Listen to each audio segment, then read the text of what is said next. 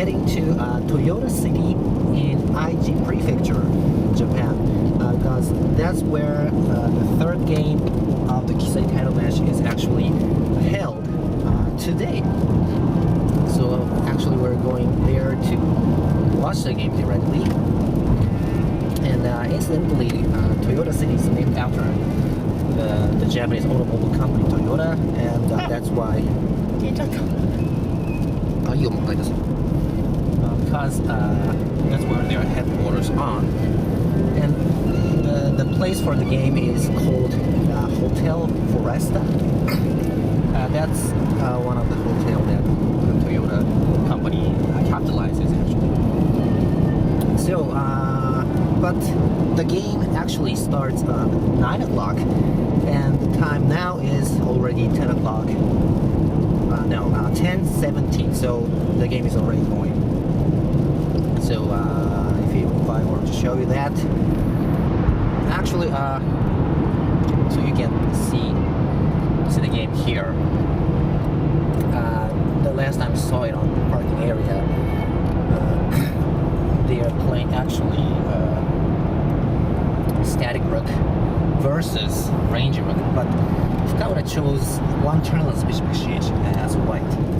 So yeah, the game has already started. Well, in Japan, I'm not supposed to watch the screen of my cell phone when I'm driving. It's prohibited here, so I'm not seeing it, just showing you. So it's about 2 hours of driving to Toyota from where I live. So hopefully I can get there before noon. So I'll get back to you when I get there. See you later. Okay, we're here at Toyota exit. So I'm getting off here. And actually it's 2 past noon, so I couldn't get here before noon. Sorry about that. So I guess they've placed a couple of moves after the last time. ちょっと見せてあげて。この先カーブがあります。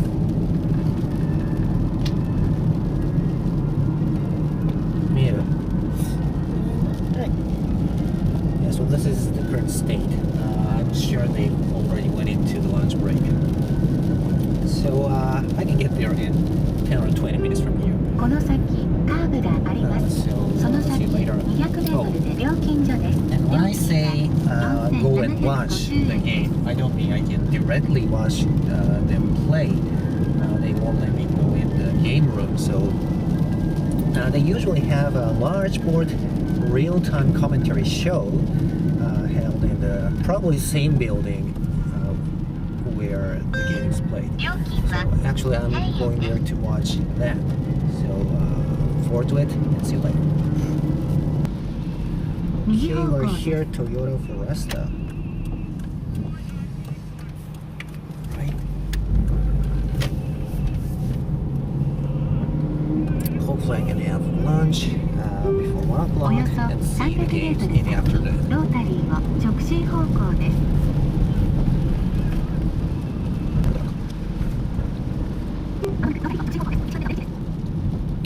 Oh, this is rare.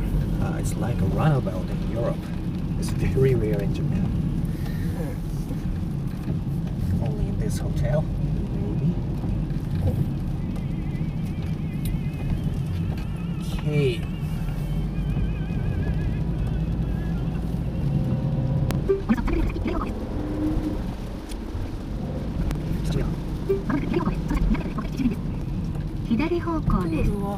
Right, we guess here. Rest of the hills. Where's the parking?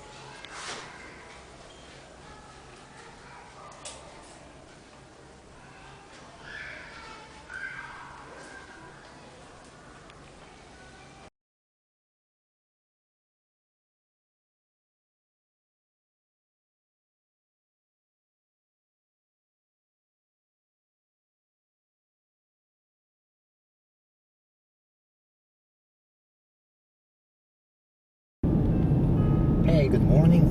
This is the next morning. Well, I'm not gonna give you any hint as to the result of the game, but well, it was awesome. Actually, as I've said, they basically don't let me go in the game room and directly watch the game.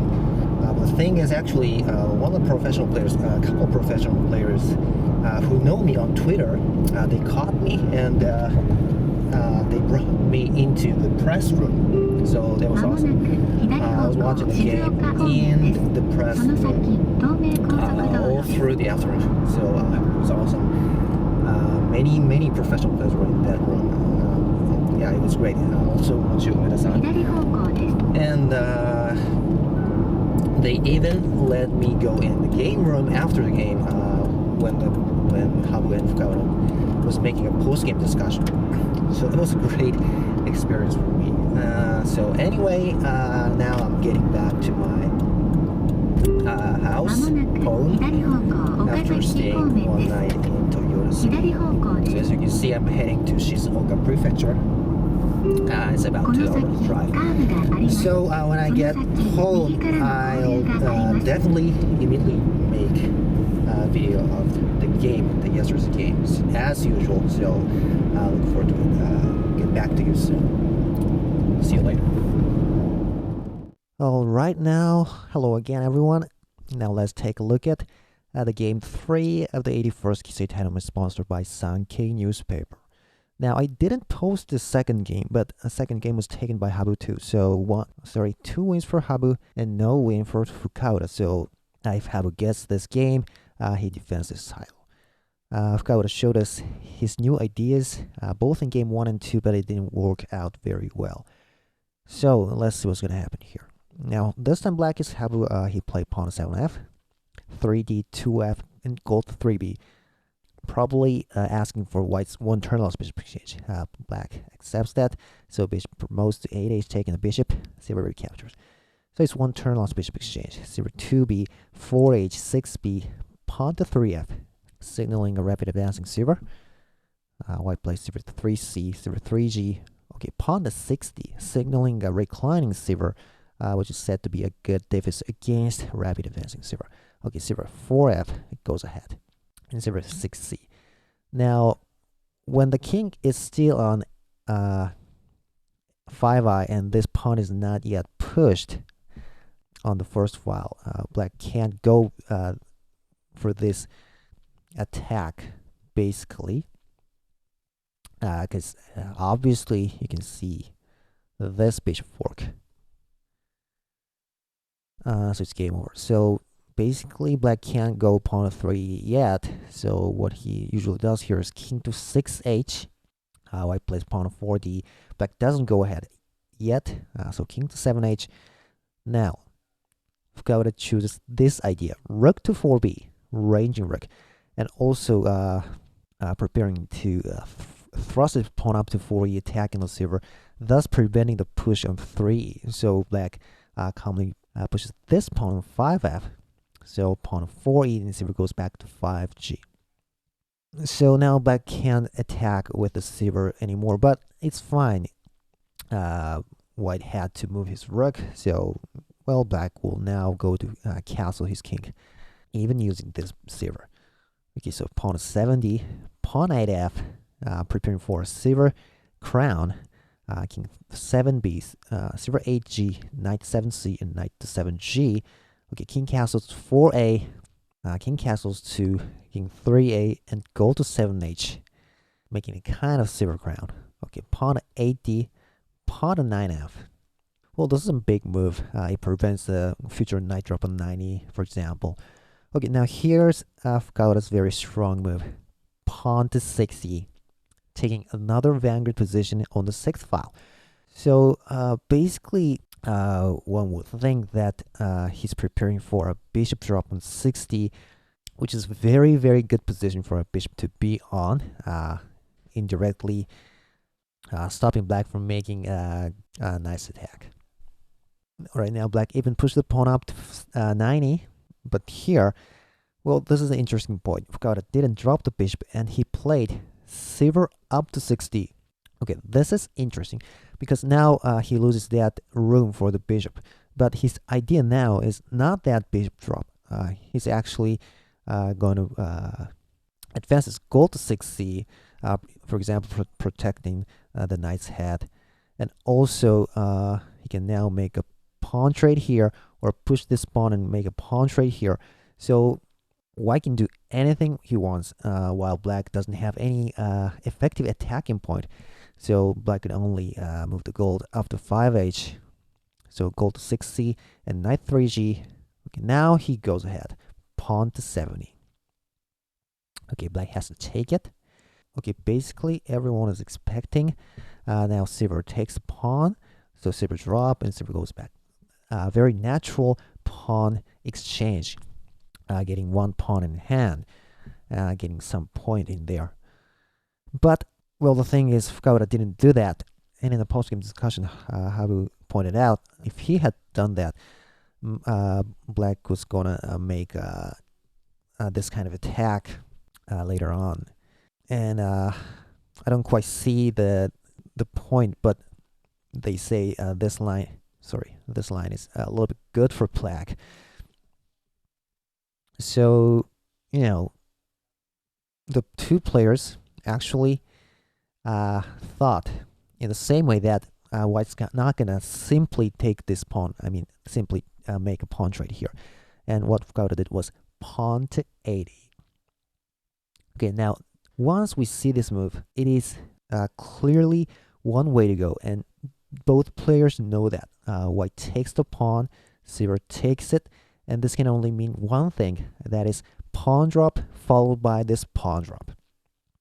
And it's one way to go. Pawn takes the silver, pawn takes silver, and if king takes, the chop drop is pretty good. So basically black takes it with the gold. So HABU did that.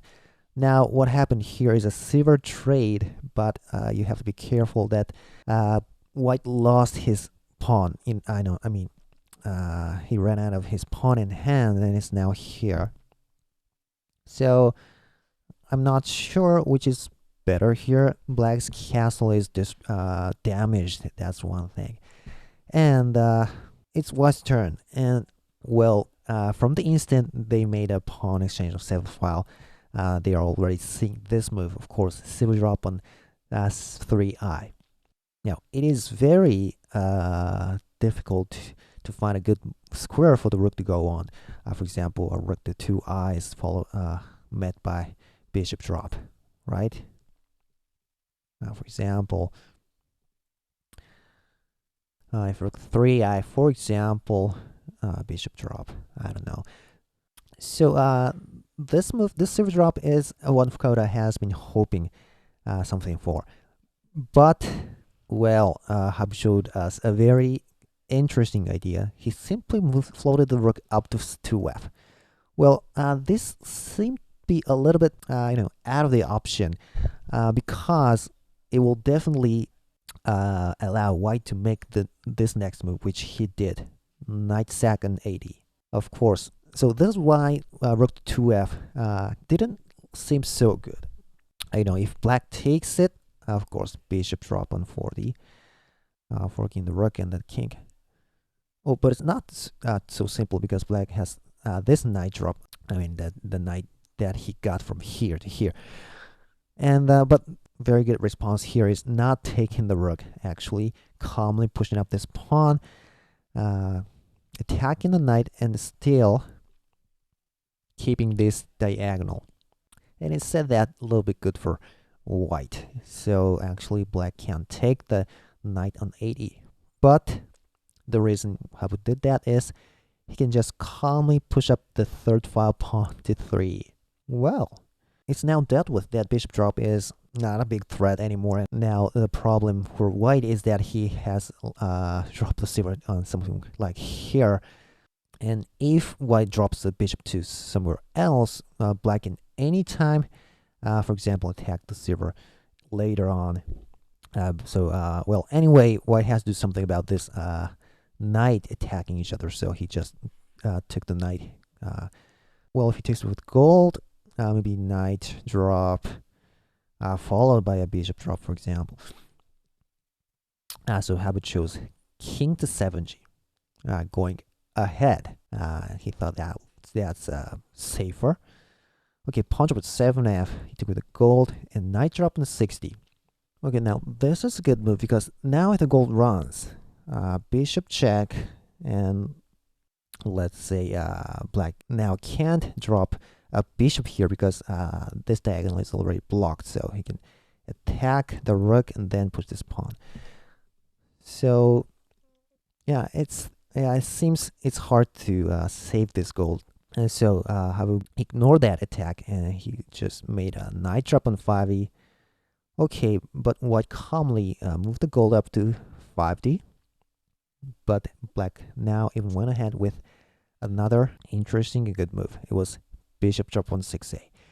Well, actually, I was thinking about this move too, so I wasn't so surprised of this move. But they say this is kind of interesting and good move. It seems not so fast, just placing the bishop there, but it's preparing for this pawn push, this zero drop using the diagonal of this bishop, and also it's preparing for a pawn drop on 8c, for example, when the rook has moved, swinged over to AB. So it's a very good move. Yeah. So I thought pretty good about myself coming up with the same idea. Anyway, now white played another very interesting move, bishop drop on 40. Okay, clearly stopping black from pushing, taking this pawn. Well, although it doesn't mean black can't actually, that's still an option. But also taking this knight with the gold in the next move is very powerful. Okay, now black played pawn to 2d. Okay, now it went for the second file. This is great attack. Pawn takes and pawn jump in 2c. Very annoying dangling pawn. And it's very uncomfortable to take with the gold. For example, the gold gets away from the king and this square gets too weak. So white couldn't take it. Now rook to 8b. Now this is again, we see HABU's great idea. Pawn drop on 8d, not on 8c. Well, if he takes it, now maybe pawn drop on 8d, taking initiative.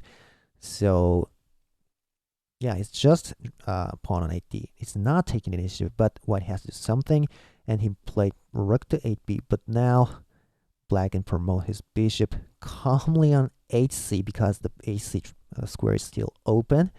Now from here, white will of course take the knight on 5e, but black knows about that. Bishop fork, pawn to 6f, and bishop promotes, taking the rook. Now it seems white's going pretty good, but here's a great horse move to 7c. Now pinning this knight to the horse.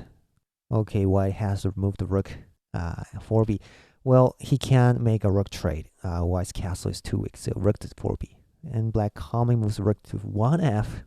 Yeah, the rook is still fine. Okay, now pawn to 7b. Great move.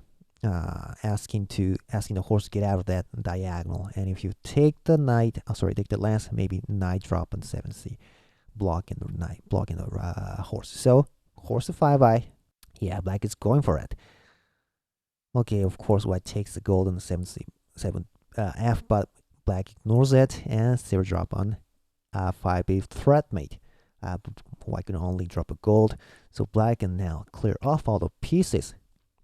And finally, a very good gold drop on 6c. Well, this is a threat mate starting from rook sack on 5a, and also it's stopping white from making a horse move to 7c. Or knight drop on 9, knight drop on 60. If white can make these moves, black's king is pretty dangerous. So this gold drop is very good. Okay, gold 4b. Now calmly taking a pawn on 3d. Okay, great. Now white goes for a desperate attack. 8g, 8h, king runs, pawn drop. Okay, now from here, HABU is already reading everything, and he just simply takes it. Well, it seems a little bit dangerous because knight drop. Now here, king goes ahead. Yeah, white can drop a bishop, taking this gold. So yeah, it seems a little bit dangerous, but HABU thinks it's okay. So FUKAURA anyway actually took the pawn on 3d here, letting black to promote the pawn here, and then did that bishop drop. King runs, and he now took out the gold, which is a threat mate, but HABU knows it's alright because rook drop on 6a, lance drop, and he can take the lance, and this king is totally safe. Now one last resort might be knight to 8e attacking the dragon, but if we do that, black can simply block it with a pawn. So, well, FUKAURA sticks to it. He played horse to 5e here, stopping that pawn to 4f, blocking and also attacking this prominent pawn here. But HABU played calmly, gold drop here. Well, white can ignore this and take this pawn. That's too much. So white had to drop a gold. So he can now win the bishop. Gold recaptures. And this is a final blow. Pawn drop on 8b. A threat mate. If he takes with the king, silver drop. Taking the bishop. Gold drop. Well, there's a wall on the 5th file. So bishop drop. And it's all over. Now, so I can only take this promoted pawn, for example, but, well, it's one way to go. So, well, the thing is, after seeing this great pawn drop in 5b, white now resigned, and HABU took this title, it defended this title with 3 wins in a row. So congratulations for HABU. Alright, now, as I've said in the prologue of this video, this time actually a couple of professional players brought me in the press room and in the game room after the game. So, I took a little bit of the video of the scene. Well, but I'm not sure I'm supposed to post that on here. So, let me just show you a little bit of what was like at the end of this video to give you some idea of what the professional title match is like. So I hope you enjoyed this video. Well, thanks for watching. See you next time.